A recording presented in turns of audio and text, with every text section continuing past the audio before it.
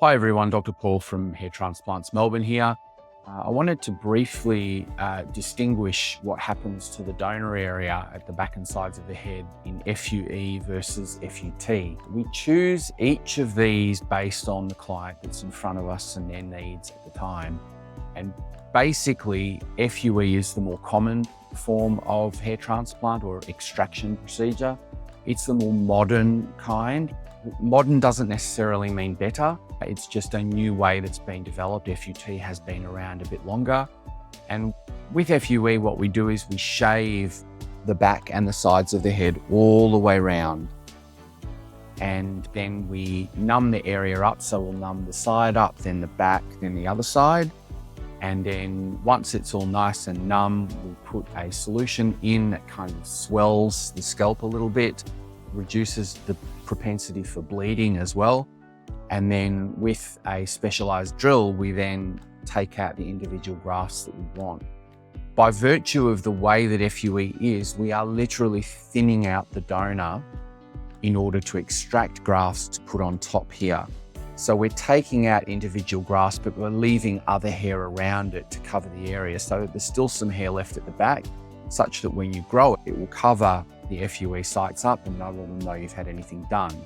So if you take out too many grafts at the back and the sides, you will thin out the donor too much and it will be over harvested, and it's actually very hard to come back from that. We would then have to potentially transplant hairs back into the donor area in order to fill it out again.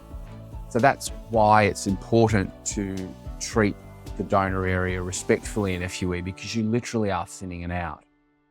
That's versus FUT, as I said, an older procedure, but FUT is where we are not shaving any part of the scalp. Instead, what we're doing is we're making a linear incision around the back of the scalp, depending on how many grafts we need. It might be a short linear incision. It might be a little bit longer, going from one side to the other all the way around.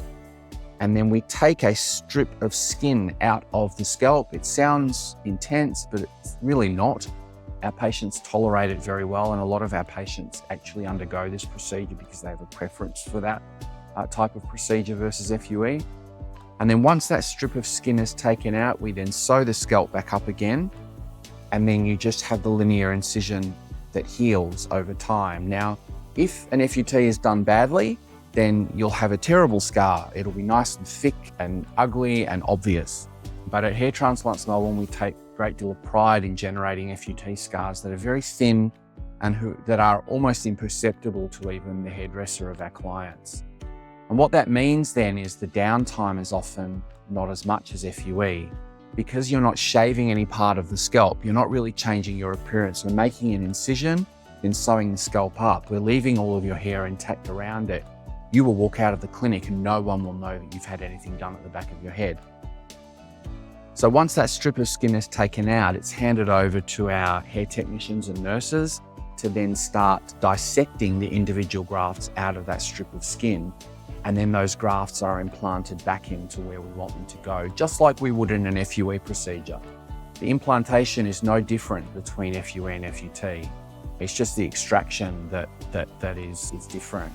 One extra point I wanted to make very clear here, a lot of people think that when we take a strip out with FUT, we are literally planting that strip on the top of the head intact. That is not what FUT is.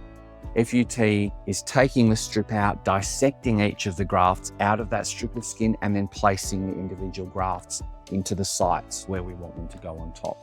So that's broadly speaking what the differences between FUE and FUT are. So in this video that we're showing here, you can actually see what I mean about making sure that the donor remains intact. We're doing a comb through here of a large post-FUE treatment. It's several months on from the FUE. And as you can see, it's like nothing has been done. The hair looks nice and thick and dense at the back, but yet we've been able to take a large number of grafts in order to replace lost hair on top. So it is possible to satisfy those two conflicting masters of keeping the donor intact, but also giving someone enough hair for the top of their scalp to replace the hair they've lost.